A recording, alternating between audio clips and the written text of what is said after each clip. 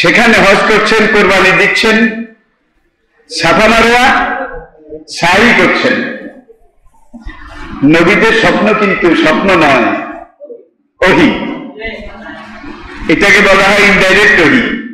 Indirect ওহী আল্লাহ পাকের পরোক্ষ নির্দেশ। নবীজি ঘোষণা দিলেন যে আল্লাহ পাক আমাকে নির্দেশ দিয়েছেন, আমি খাবে দেখেছি। আমরা এবার আল্লাহর ঘর বাইতুল্লাহ, সেখানে হজ করতে যাব। আল্লাহর ঘর এটা তওয়াফ করব, সাফা মারওয়া সাই করব, আরাফাতে উকুফ করব, মিনাতে গিয়ে কোরবানি করব। সকল সাহাবায়ে কেরাম তারা প্রস্তুতি নিলেন, কোরবানির জন্তু এটা সঙ্গে নিলেন। মদিনা থেকে রওনা করে মক্কার দিকে, মানে দক্ষিণ দিকে, মদিনা থেকে মক্কা দক্ষিণে নির্ধারিত জায়গায় এসে নবীজিও ইহরাম করলেন।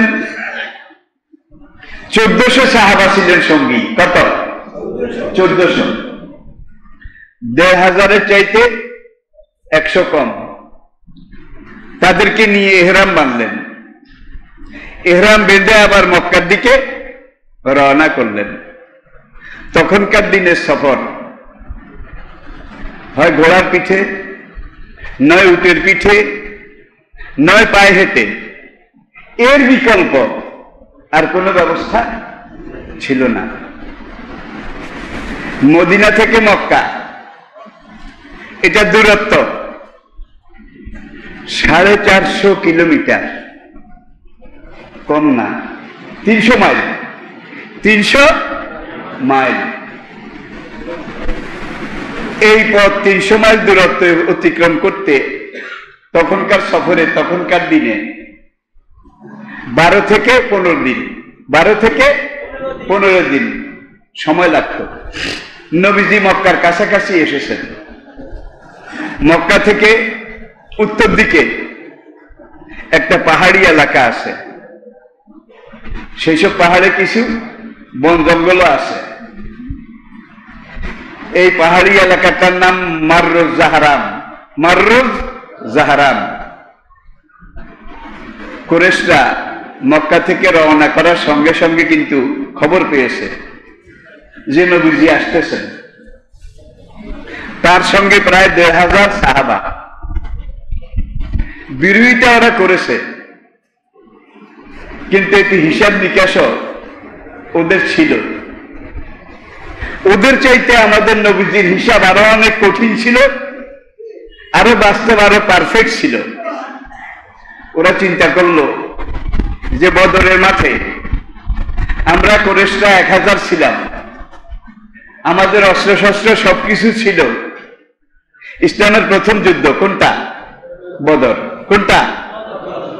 তো কুরাইশ নেতারা বসে মিটিং করলো যে আমরা 1000 সশস্ত্র, সমৃদ্ধ, শক্তিশালী, আর মুসলমান ছিল 313 জন।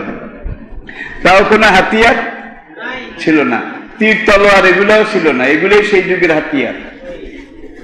অনেক সাহাবা এসে হুজুরের কাছে আরজ করলেন, ইয়া রাসূলুল্লাহ, জিহাদে যাব কিন্তু হাতিয়ার নাই। হুজুর বললেন, তোমরা খুরমা খেজুরের ডালা একটা একটা করে ভেঙে আমার কাছে নিয়ে আসো। খেজুরের ডাগা। সাহাবায়ে কেরাম গিয়ে খেজুর গাছ থেকে খেজুরের ডাগা এগুলো এনে নবীজির হাতে একে একে দিলেন। নবীজি বিসমিল্লাহ পড়ে হাতে ধরে আবার তাকে ফেরত দিলেন। ইতিহাস সাক্ষী। খেজুরের ডাগার মায়ের এইভাবে মেরেছে, সামনে যতজন পড়েছে সব 2 টুকরা হয়ে মাটিতে পড়ে গেছে। খেজুরের ডাগা। সেখানে 313 জন বদরের মাঠে আমাদের এই অবস্থা করেছে। উহুদে তাও আমরা জিততে পারিনি, যদিও একটু সুবিধা আমাদের হয়েছিল। খন্দকেও আমরা জিততে পারিনি। আর আজকে ১,৫০০ মুসলমান যদি মক্কায় এসে ঢুকে, তাইলে আমরা তাদের মোকাবিলা করতে পারবো না। তারা লোক পাঠালো, দূত পাঠালো, মেসেঞ্জার পাঠালো, একটা চিঠি নিয়ে কুরাইশ নেতারা, যে আমাদের সিদ্ধান্ত হলো এই বছর আমরা মদিনা থেকে আসা মুসলমানদেরকে মক্কায় ঢুকতে দেব না। হজ করতে বাইতুল্লাহ জিয়ারত, সাফা মারওয়া সাই, মিনা, আরাফা, মুজদালিফা, কুরবানি কোনটারই অনুমতি দেব না। এই বছর মুসলমানদেরকে মদিনায় ফিরে যেতে হবে। কাবা ঘরটা যেন ওদের বাবার তালুক, কি ওদের বাবার তালুক। মুসলমানরা যদি ইচ্ছা করে পরের বছরে এসে হজ করতে পারবে। এই এক বছরের মধ্যে তারা, বুঝেছেন তো, যা প্রস্তুতি যেখানে যেভাবে দরকার এগুলো যেন নিতে পারে।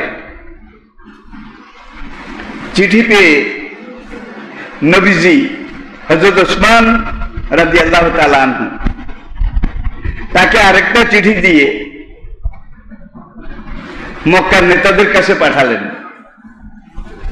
চিঠির মর্ম ছিল, আমরা যুদ্ধ করার জন্য আসিনি, আমরা হজ কুরবানি, তোয়াফ জিয়ারত এটার জন্য এসেছি। যুদ্ধের কোন অস্ত্রশস্ত্র আমরা আনিনি। আমরা যে হজ করতে এসেছি এটার প্রমাণ আমাদের সাথে কোরবানির জানোয়ার, কোরবানির জন্তু আমরা সঙ্গে এনেছি। ওসমান রাদিয়াল্লাহু তাআলা আনহু তিনি এই বার্তা, নবীজির এই চিঠি নিয়ে কুরাইশ নেতাদের কাছে গেলেন। তারা চিঠি পেয়ে ওসমানকে বলল, ওসমান, তুমি তো এখন মুসলমান, ইসলাম গ্রহণ করেছ, তুমি যদি ইচ্ছা করো আমাদের জাহেলি জীবনের বন্ধু হিসাবে তুমি বাইতুল্লাহ তাওয়াফ করো, সাফা মারওয়া সাই করো। তুমি যখন দূত হিসেবে এসে গিয়েছ, তোমাকে আমরা আল্লাহর ঘর তাওয়াফ, সাফা মারওয়া সাই এগুলোর অনুমতি দিচ্ছি। ওসমান রাদিয়াল্লাহু তাআলা আনহু বললেন, আল্লাযী নাফসি বিয়াদিহি, ওই আল্লাহ জাতে পাকের কসম করে বলছি যার হাতে আমার জীবন, আল্লাহর নবী আল্লাহর ঘর তাওয়াফ করার আগে আমি ওসমান কিছুতেই তাওয়াফ করব না। দেখছেন কারবার?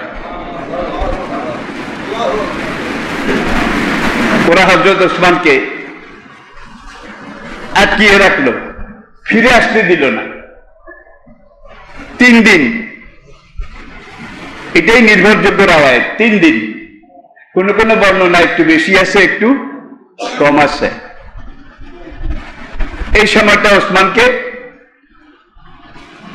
মাররু জাহারান, হুদায়বিয়ার এখানে আসতে দিল না। মুসলমানদের মধ্যে গুজব ছড়িয়ে পড়ল, কাদ কুতিলা ওসমান, কুরাইশরা ওসমানকে হত্যা করে ফেলেছে। গুজব সব যুগেই তো ছিল, আর ইবলিসের কাজই তো গুজব রটানো, গুজব ছড়ানো। আর ইবলিসের যারা শাগরিদ, চালাচামুন্ড, তারা কিন্তু এই গুজব ছড়ানোর ব্যাপারে ওস্তাদ, এটা আমরা জানি। এখন মুসলমানরা যখন খবর পেলেন, নবীজি খবর পেলেন যে ওরা হজ করতে বাইতুল্লাহ যেতে দেবে না, এমনকি ওসমানকেও হত্যা করে ফেলেছে। কোন দূতকে হত্যা করা এটা কিন্তু রাষ্ট্রীয় আইনে তখনও বেআইনি ছিল, আজকেও বেআইনি। নবীজি এখন বললেন যে ফয়সালা তলোয়ার সে হোগা, আর কোন সন্ধি এগুলো নাই, হবে না। প্রয়োজনে আমরা যুদ্ধ করব, জোর করে মক্কায় ঢুকবো এবং ওসমান হত্যার প্রতিশোধ নেব। সেখানে একটা গাছ ছিল, বাবলা জাতীয় গাছ, বড় ছায়াওয়ালা। নবীজি সাহাবায়ে কেরামকে সেখানে ডাকলেন, তোমরা আমার কাছে আসো। সাহাবায়ে কেরাম সবাই গেলেন। ওই গাছের নিচে নবীজি হাত বাড়ালেন। সাহাবায়ে কেরাম নবীজির হাতে হাত দিয়ে ওয়াদা করলেন যে আমরা জীবন দেব, কিন্তু ওসমানকে যে তারা হত্যা করেছে এটা প্রতিশোধ না নিয়ে আমরা মদিনা ফিরে যাব না। একদিকে সাহাবায়ে কেরাম ওয়াদা করলেন, আর একদিকে আল্লাহর নামে শপথ করলেন। ইতিহাসে এটার নাম বাইতে রেদওয়ান। ওলামায়ে কেরাম বুঝতেছেন, বাইতে রেদওয়ান, জীবন দেওয়ার শপথ। প্রয়োজন আমরা শহীদ হয়ে যাব, কিন্তু ওসমান হত্যার বদলা না নিয়ে আমরা মদিনায় ফিরব না। খবর এটা মক্কাতে গেল। যদিও তারা বাধা দিচ্ছে, কিন্তু তারা যখন জানলো মুসলমানরা শপথ নিয়েছে আল্লাহর নামে, তখন তারা হযরত ওসমানকে ছেড়ে দিয়েছে। আলহামদুলিল্লাহ, আলহামদুলিল্লাহ। তাহলে বুঝা গেল এটা গুজবই ছিল, গুজবই ছিল। এবার উভয় পক্ষ কথাবার্তা, বার্গেনিং, আলাপ আলোচনা এটা চলছে। শেষ পর্যন্ত সিদ্ধান্ত হলো এবার মুসলমানরা মক্কায় ঢুকবে না। কারণ এখন ঢুকতে গেলে সাহাবারা তো শপথ করেছে নাকি, আল্লাহর নামে কসম করেছে। আর এই বাইতে রেদওয়ান, হুদায়বিয়ার এই কসম, এটাকে আল্লাহ কোরআনে ওহীর মাধ্যমে আমি আল্লাহ মুসলমানদের উপরে ওই দিনই রাজি হয়ে গেছি যেদিন তারা একটা গাছের নিচে, তাহাতি সাজারাতে কোরআন বলছে, একটা গাছের নিচে নবীর হাতে হাত দিয়ে ওয়াদা করেছে যে তারা ওসমান হত্যার বদলা নেবে। আর এক আয়াত আল্লাহ পাক বলছেন, নবীর সাহাবারা নবীর হাতে হাত দিয়ে বায়াত করেছে, ওয়াদা করেছে, আর নবীর হাতের উপরে আমি আল্লাহর হাত ছিল। সুতরাং তারা সেদিন নবীজির হাতে যেই বায়াত করেছে সেই বায়াত আমি আল্লাহর হাতেও করেছে। এখন কি করা যাবে? সাহাবায়ে কেরাম মক্কার দিকে যাবেন, ওদিকে ওসমানও কিন্তু ফিরে এসেছে। তারপরেও কোন কোন সাহাবা, মেজাজের দিকে তার সবাই সমান না, জি ইয়া রাসূলুল্লাহ, ওসমানকে ছেড়েছে, আমরা তো শপথ করেছি আমরা মক্কায় ঢুকবো। হুজুর বললেন না, এত গরম হওয়াও ঠিক নয়, আমরা মক্কার ওখানে যাব, ওরা বাধা দেবে, সেখানে একটা মারামারি, যুদ্ধ বিগ্রহ, খুনাখুনি হবে। আর কাবার আশপাশে এইভাবে যদি যুদ্ধ বিগ্রহ, খুনাখুনি হয়, এটা হুদুদে হারাম, এটা হুদুদে হারাম, হারামের সীমারেখা, যেখানে একটা মশাও মারা জায়েজ নেই, একটা পিঁপড়াও মারা জায়েজ নেই, একটা গাছের পাতা ছেঁড়া জায়েজ নেই। সেখানে আমরা ঢুকলে এখন খুন খারাপি হবে, বাইতুল্লাহ কাবার অবমাননা হবে। সুতরাং আমরা সন্ধি করব। এবার আসুন সন্ধি। 1 নম্বর, এবার মুসলমানরা মক্কায় যাবে না, তারা মদিনায় ফিরে যাবে। তাদের সাথে যে কোরবানির জানোয়ারগুলো আছে এগুলোকে তারা কোরবানির নামে হুদায়বিয়ার এখানেই জবাই করবে, কোরবানির নিয়তে। 10 বছর পর্যন্ত কুরাইশ এবং মুসলমানদের মধ্যে কোনো যুদ্ধ হবে না, কুরাইশরাও করবে না, মুসলমানরাও করবে না।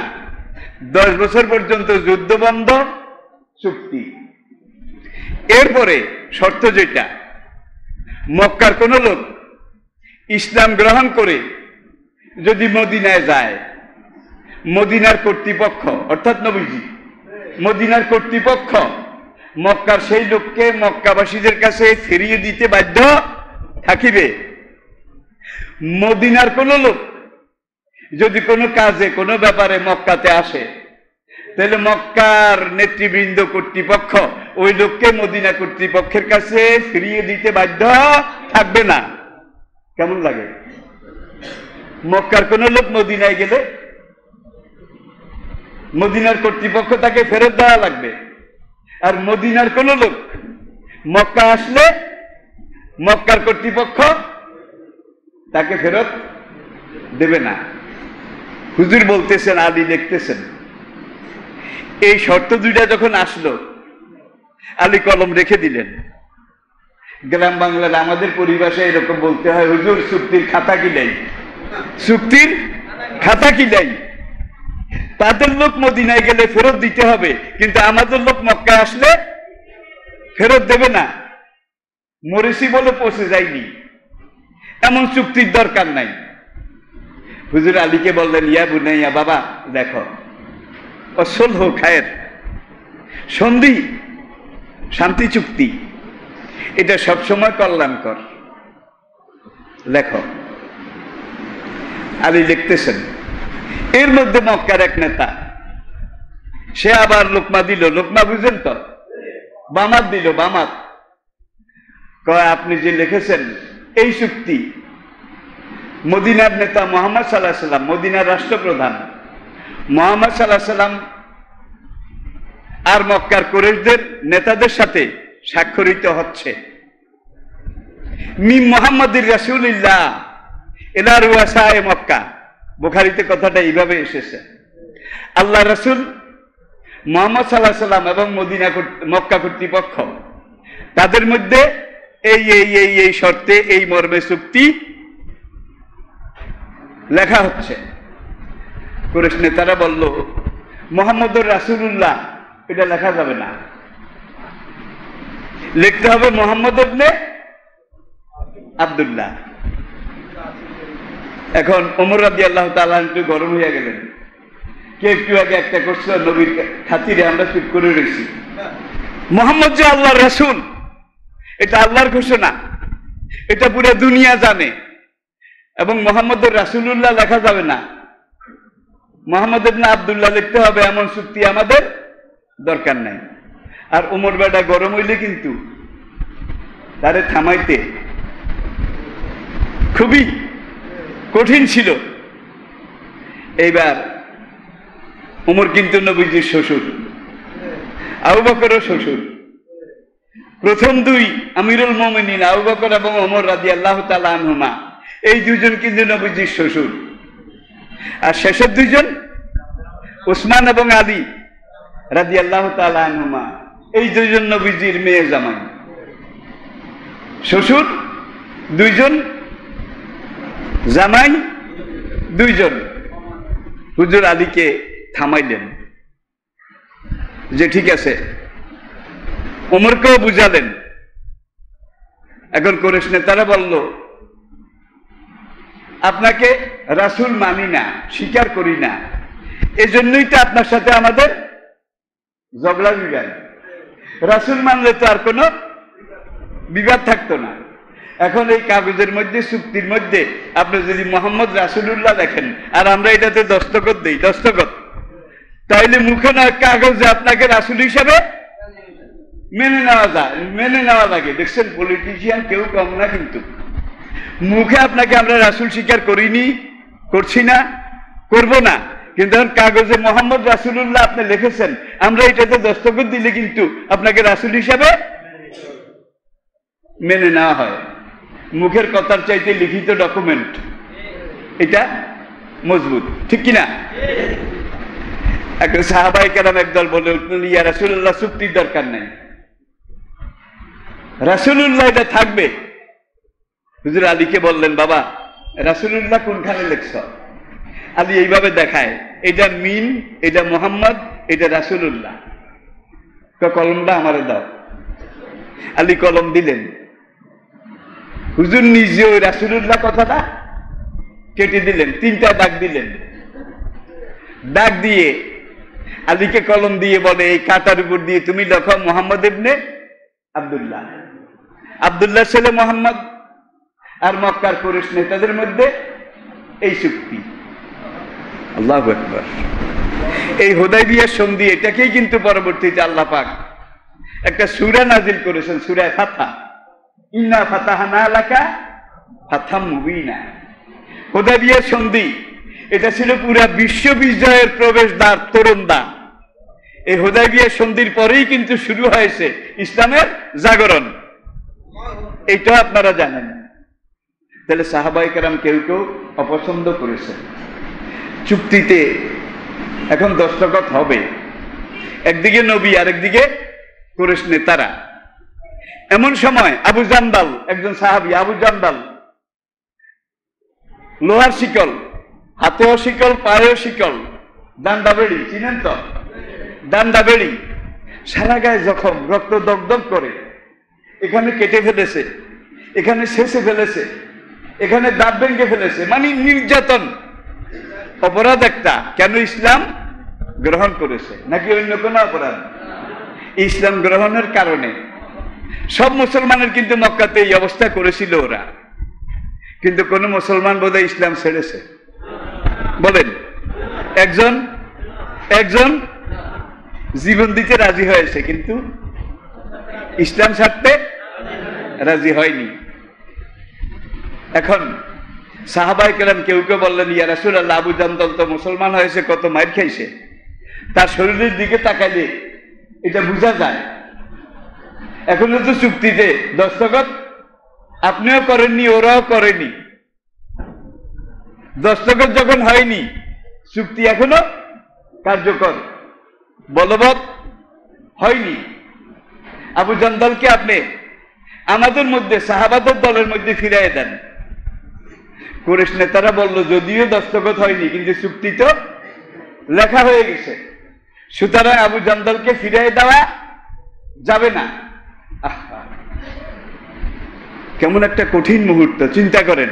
আবু জান্দাল শুধু কান্দে, তার চোখের পানি আর শরীরের রক্ত বেয়ে বেয়ে একত্রে পড়তেছে। নবীজি বললেন, ঠিক আছে, তোমরা আবু জান্দালকে মক্কায় ফিরিয়ে নিয়ে যাও। ওই যে চুক্তিতে আছে, মক্কায় ফিরিয়ে নিয়ে যাও, আমাদের সাথে যাওয়ার দরকার নেই। আবু জান্দাল কান্দে, ইয়া রাসূলুল্লাহ, আমাকে মেরে ফেলবে, আমাকে শেষ করে ফেলবে। নবী বললেন, উসবুর উসবুর, আবু জান্দাল সবর করো। আল্লাহ বলেছেন, আসবেরু আসাবেরু ওরাবেতু, সবরের বদলা আল্লাহ হাসরের মাঠে নিজের হাতে তোমাদেরকে দেবেন। আবু জান্দালকে ওরা মক্কাতে ফিরিয়ে নিয়ে গেল। সাহাবারা কাঁদতেছেন। এই হলো এক ঘটনা। সন্ধি চুক্তি শেষ হয়ে গেল, কোরবানি করে টোরে, আর বাইতুল্লাহ যান নাই, আরাফা মিনাও যাওয়া হয় নাই।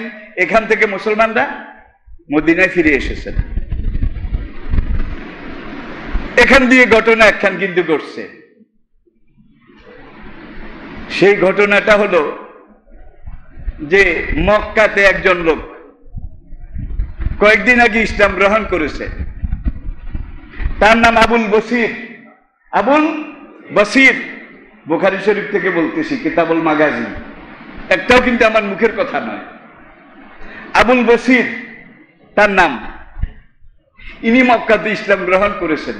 আবু জান্দালের মতো মারতে মারতে আদামরা করেছে, কোন রকম পলাইয়া টলাইয়া মদিনা এসে নবীজির সাথে দেখা করেছে। আবু জান্দালকে তো হুদাইবিয়া থেকে নিয়ে গেছে, শিকলে বেঁধেছে। আবু জান্দাল প্রথম জন, তাকে আর ছাড়া হয়নি।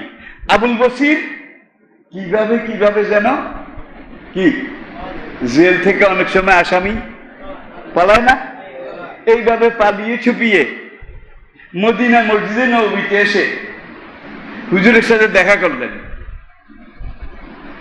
ঠিক পেছন দিয়ে মক্কা থেকে কুরাইশের একজন নেতা, আমর নামটা পারলে মনে রাখবেন, আমর কুরাইশ নেতা, কাফের। সে তার এক গোলামের নাম ছিল কাউসার। গোলাম কাউসারকে সঙ্গে নিয়ে কুরাইশ নেতা আমর কুরাইশ নেতাদের একটা চিঠি দিয়ে নবীজির কাছে পাঠালো। আমর চিঠিটা নবীজির হাতে দিলেন। চিঠিতে লেখা, ইয়া মুহাম্মদ, ইয়া রাসূলুল্লাহ ওরা কয় না, ইয়া মুহাম্মদ, হে মুহাম্মদ, আমরা জানতে পেরেছি, আমাদের কাছে খবর আছে যে আজ থেকে এতদিন আগে আবু জান্দাল নামে মক্কার একজন অধিবাসী, মক্কার একজন নাগরিক, সে পালিয়ে মদিনা চলে গেছে। আমর নামক নেতাকে পাঠাইলাম, তার সাথে আবুল বসিরকে পাঠাই দেন। মক্কার মানুষ মক্কায় থাকবে, হুদাইবিয়ার চুক্তি। আর আপনি বলছেন মক্কা থেকে কেউ গেলে চুক্তিতে আসে ফিরে দেওয়া লাগবে, কিন্তু মদিনা থেকে কেউ গেলে ফিরাই দেবে না। এখন আবু জন্দল কান্দে, ইয়া রাসূলুল্লাহ, আমাকে যদি ফিরাই দেন আমি আর বাঁচবো না, ওরা আমাকে মেরে ফেলবে, খুন করে ফেলবে ইয়া রাসূলুল্লাহ। আবু জন্দল কান্দে। আর ওই কুরাইশ নেতা আমর, সে কয় দিতেই হবে, আবু জন্দলকে আমাদের হাতে দিতেই হবে। কি একটা টানাটানি। আবু জন্দলও কান্দে, সাহাবারাও কান্দে। আরে কি ক্ষত বিক্ষত, সারা শরীর থেকে রক্ত পড়তেছে। এই লোকটাকে এখন ফিরিয়ে দেওয়ার মানে নিলেই শেষ করে ফেলবে। রাসূল বললেন, আবু জন্দল, যেহেতু আমি চুক্তি করেছি, হুদায়বিয়ার সন্ধির চুক্তির 4 এবং 5 এই দুইটা শর্তের মধ্যে উল্লেখ আছে, মক্কার কোন লোক মদিনায় আসলে তাকে মক্কাবাসীর কাছে ফেরত দিতে হবে। সুতরাং আবু জন্দল, তোমাকে আমি মদিনায় জায়গা দিতে পারি না, তুমি আমরের সাথে মক্কায় ফিরে যাও। আবু জন্দল যেমন কেঁদেছিলেন হুদায়বিয়ার দিন, আজকে আবুল বসির সেইভাবে কান্দে। কিন্তু নবী বললেন, মুসলমান চুক্তি করে, চুক্তি ভঙ্গ করে না। কিন্তু কাফের বেঈমান মুশরিক তারা সকালে চুক্তি করে, বিকালে কি সেই যুগে করেছে, এই যুগে বোধহয় করে না, এই যুগে বোধহয় করে না। কত চুক্তি করলাম, পেঁয়াজের চুক্তি ধরে শুরু করে, পেঁয়াজের চুক্তি এই থেকে শুরু করে 30টা প্রকল্প, কত চুক্তি হয়েছে। এক যুগের বেশি সময় চলে গেছে, কিন্তু কি চুক্তি বোধহয় রক্ষা করেছে তারা। কোরআন বলছে, লা আহাদা লাহুম ওয়া লা মিসাক, কাফেরদের কোন চুক্তির 1 পয়সাও দাম নাই। কোরআনের কথা। এখন আর কি করবেন? আবুল বসিরকে আমরের সাথে রাসূল দিয়ে দিলেন। আমর আবুল বসিরকে নিয়ে মক্কার দিকে রওনা করেছে, আর আমরের পিছনে পিছনে কাউসার, ওই যে আমরের গোলাম, সফর সঙ্গী, যাকে মক্কা থেকে আমর খাদেম হিসাবে নিয়ে এসেছিল। এখন লোক 3 জন হলো, কয়জন? কুরাইশ নেতা আমর, আর মজলুম মুসলমান আবুল বসির, যাকে মক্কায় ফিরে দেওয়া হচ্ছে, আর গোলাম কাউসার। মদিনা থেকে তারা রওনা করেছে। আজকাল তো কোন ড্রাইভার যদি ইচ্ছা করে মক্কা থেকে মদিনা পর্যন্ত 1 গিয়ারে যাওয়া যায়, গিয়ারও চেঞ্জ করা লাগে না, আপ ডাউন করা লাগে না, একবারে এক ঠেলায়। কিন্তু তখনকার তো হাঁটা পথ।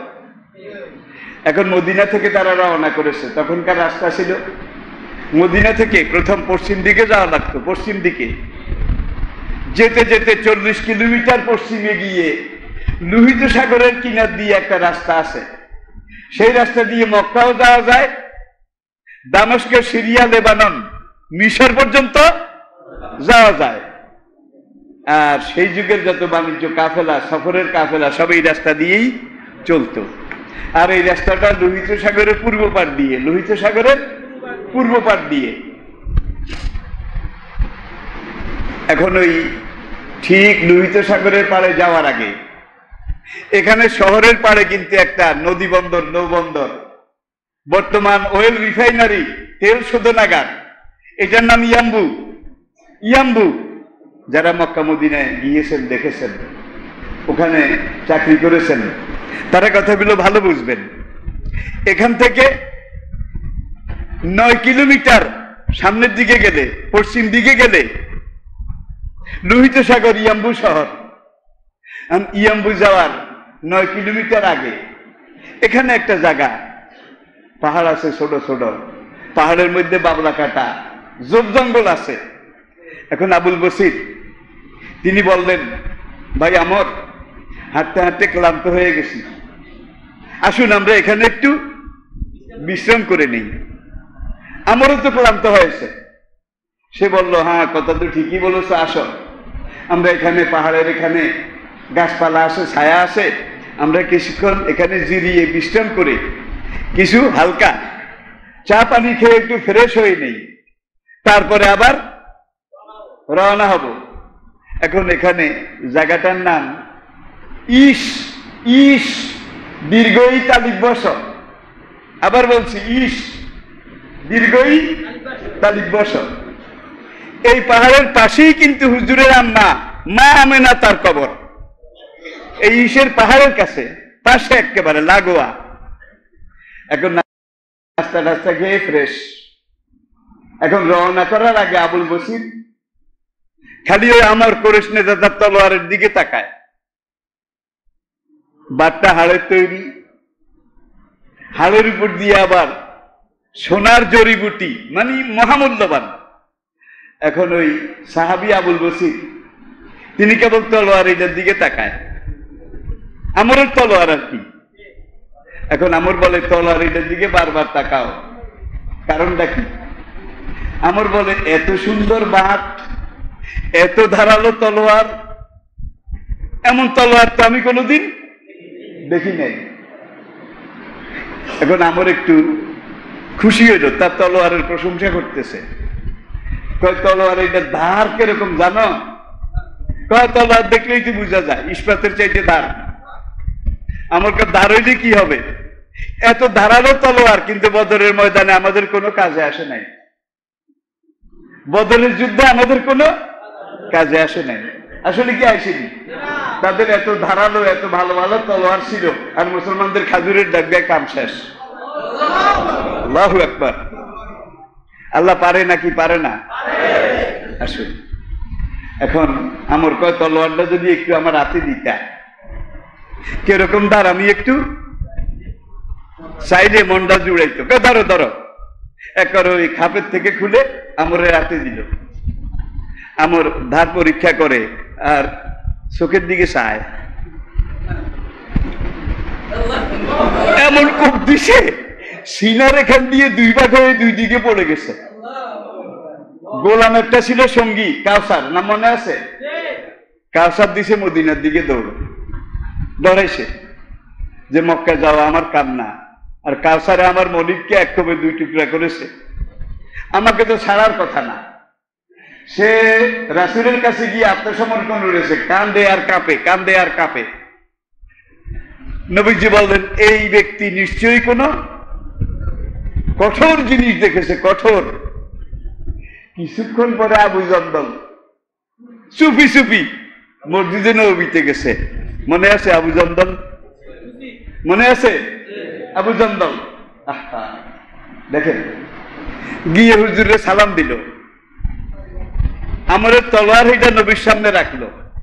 হুজুর, আমরের সাথে যুদ্ধ করে আমি জিতে গেছি, এটা তার তলোয়ার, এটার মালিক আমি নই, এটা মালে গনিমত, এটা আপনার কাছে দিচ্ছি, আপনি এটা বাইতুল মালে জমা করেন। বুঝছেন কারবার? এখন হুজুর বললেন, তুমি তো কাজটা ঠিক করো নাই, তার সাথে তোমাকে পাঠিয়েছি চুক্তি মোতাবেক, তুমি পথে তাকে এইভাবে এক কোপে দুই টুকরা করেছে, এটা তোমার ঠিক হয়নি। হুজুর, যার সাথে পাঠিয়েছেন তাকে তো আমি মাইনাস করে দিয়েছি, এখন আমার আর কার লগে পাঠাইবেন? নবীজি বললেন, কার লগে পাঠাবো কি সেটা পরের কথা, কিন্তু তোমাকে আমি মদিনায় জায়গা দিতে পারবো না। সাহাবায়ে কেরাম কেউ কেউ জিজ্ঞেস করলেন, লেমা যা ইয়া রাসূলুল্লাহ, হুজুর কেন জায়গা দিতে পারবেন না? এই লোকটা এত গরম, আবুল বসির এত হাই টেম্পার্ড, দেখা যায় নুনের থেকে চুন খসলেই সে অ্যাকশন শুরু করে দেয়। এখন এ আবার এখানে কোন গন্ডগোল বাজায়। সুতরাং আমর, তুমি মক্কায় ফিরে যাও। আবুল বসির, তুমি আমরকে নিয়ে মক্কায় চলে যাও, তোমার জায়গা এখানে হবে না। দেখছেন চুক্তি কিভাবে মানে মুসলমান? কারণ মদিনায় আমি তোমাকে জায়গা দিতে পারবো না, যদিও তুমি ইসলাম গ্রহণ করেছ, কিন্তু চুক্তি বলে তোমাকে আমি মদিনায় রাখতে পারবো না, তুমি যাও। নবীজির কাছেও জায়গা নাই, মক্কা গেলে তো শেষ। আরো আজকে যে ঘটনা করেছে, ঘটনার কথা খেয়াল আছে তো? এক কবের ঘটনা। এখন এই আবুল বসির যদি মক্কায় যায় তার কি অবস্থা হবে? আবুল বসির বুঝলেন মক্কায় গেলেও তো আমার টুকরা টুকরা খণ্ড বিখণ্ড করবে। এখন সে আবার গিয়ে ইস জঙ্গল, ইস যেখানে সে আমরকে টুকরা টুকরা করেছে, মা আমেনার কবরের কাছে, পাহাড় পাহাড় পাহাড় পাহাড়, বন জঙ্গল, এটার মধ্যে যাইয়া ঢুকছে। দিনে সেখানে পালিয়ে থাকে, সন্ধ্যার পরে সেখান থেকে বের হয়। পালিয়ে থাকে কেন? কুরেশের লোকজন এখান দিয়ে আসা যাওয়া করে, দেখলে হয়তো কেউ চিনে ফেলবে যে আবু জন্দল এই পাহাড়ে পালিয়ে আছে। সন্ধ্যার পরে বের হয়ে আশেপাশে 4-5টা বেদুইন কবিলা, কবিলা গোত্র বেদুইন, আরব বেদুইন, তাদের ক্যাম্পে গিয়ে, তাদের তাঁবুতে গিয়ে ইসলামের দাওয়াত দেয়। দেখছেন কারবার? তাওহীদের দাওয়াত দেয়। জান্নাহু লা ইলাহা ইল্লাহু, আল্লাহ ছাড়া কোনো মাবুদ নেই, ইলাহ নেই, দেব দেবী নয়, মূর্তি নয়, চাঁদ সূরজ নয়, মানুষ এক আল্লাহর ইবাদত করবে। এইভাবে ওই 5টা কবিলার সব লোক আবু জন্দলের কাছে ইসলাম গ্রহণ করে মুসলমান হয়ে গেছে। মুসলমান হয়ে তারা নিজেদের তাবু সেই গ্রাম থেকে, মরুদ্যান থেকে খুলে খুলে আবু জন্দলের এখানে, ইস জঙ্গলের এখানে, ইস ইস ইস জঙ্গলের এখানে আশেপাশে তাবু লাগিয়ে, এখন আবু জন্দল তিনি তো মক্কায় বন্দী, খেয়াল আছে তো? হুদায়বিয়া থেকে যাকে ফিরিয়ে দেওয়া হয়েছে, কয়েকদিন গেল। এই কয়েকদিনের ভিতরে খাওয়া তো লাগে নাকি? খাওয়া তো লাগে। মক্কাও যেতে পারে না, জীবনের রিস্ক। মদিনায় যায় না, নবীজি জায়গা দেবেন না, এখানেই থাকা লাগবে। খাবে ডাকি। এখন এই সময় লোকের সংখ্যা কিন্তু প্রায় 450, 450। আল্লাহু আকবার।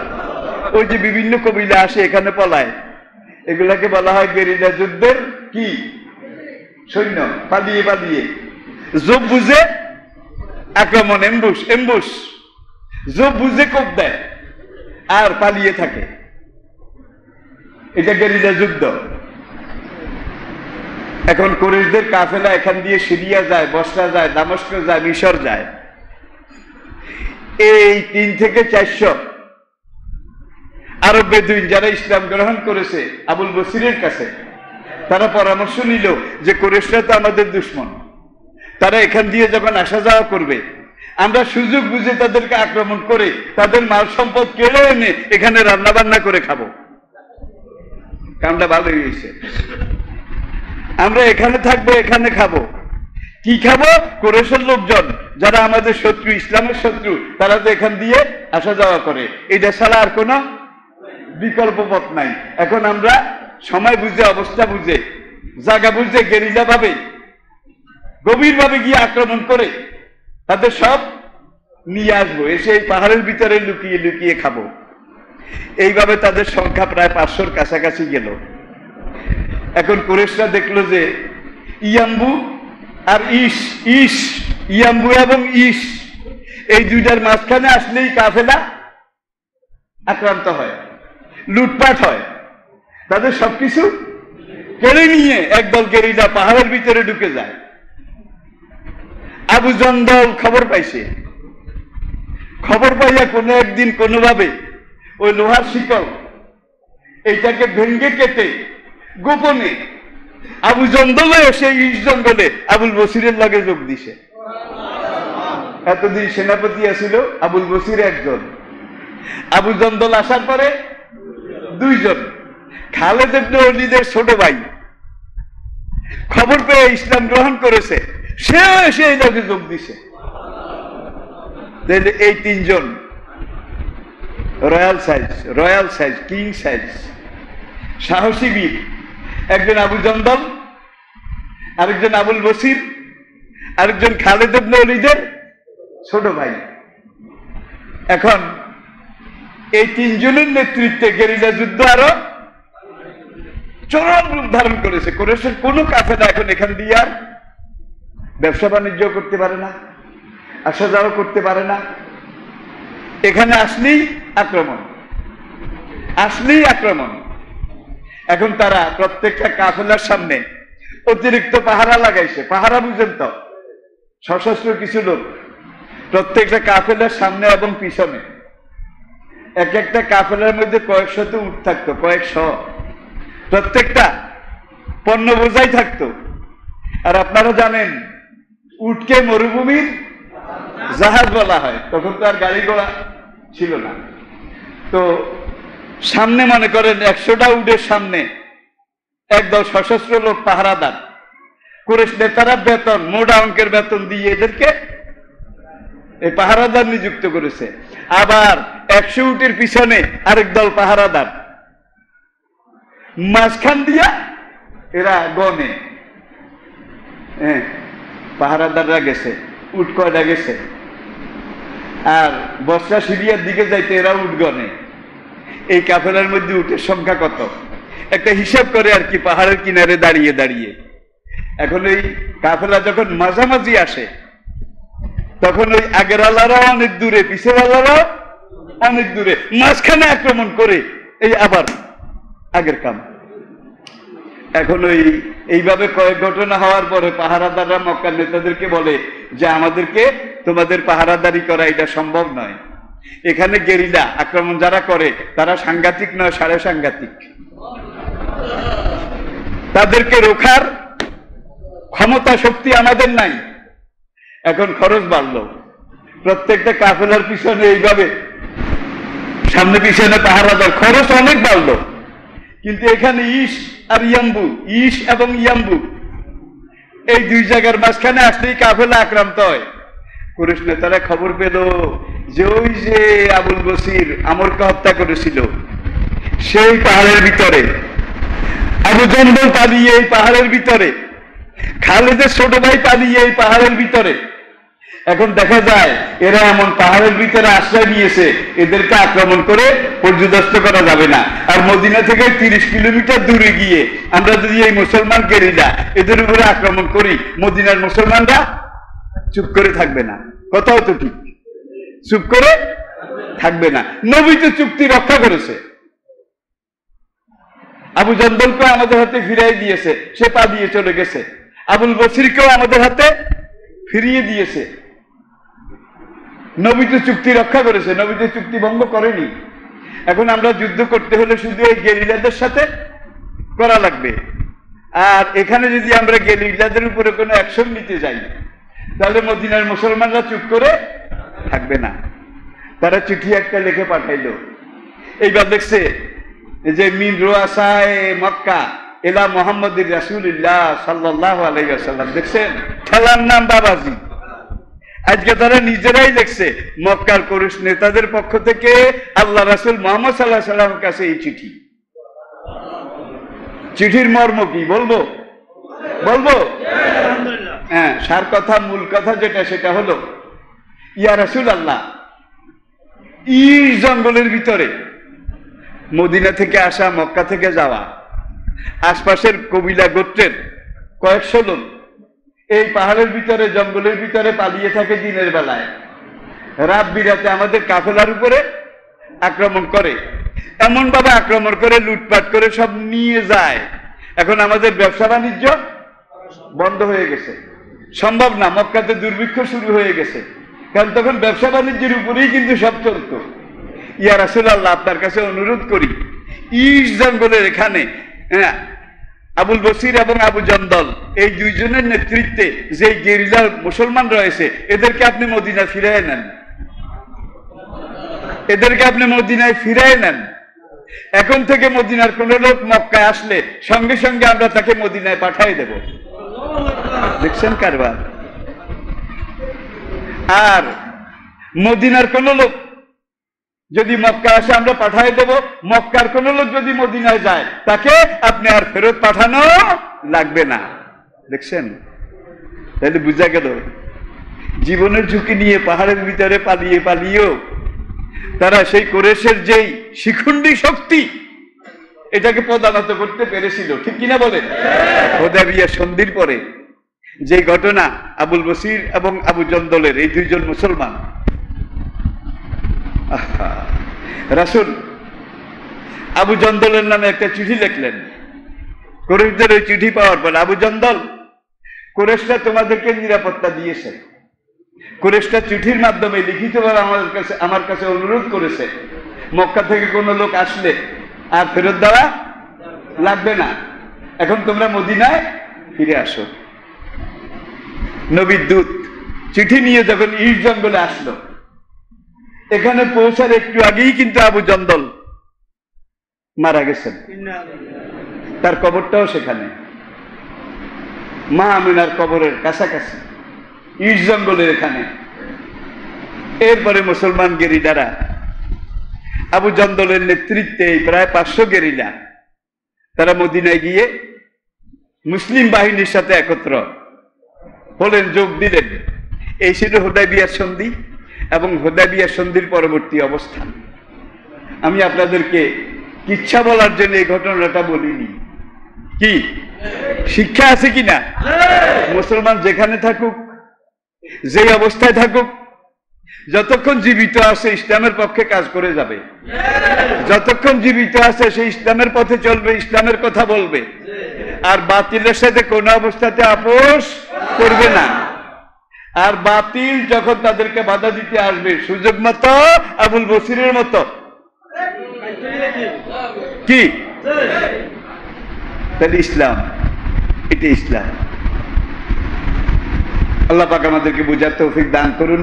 আমা আলাইনা ইল্লাল বালাগ ওয়া আখির দাওয়ানা আনিল হামদুলিল্লাহি রাব্বিল আলামিন। আসসালামু আলাইকুম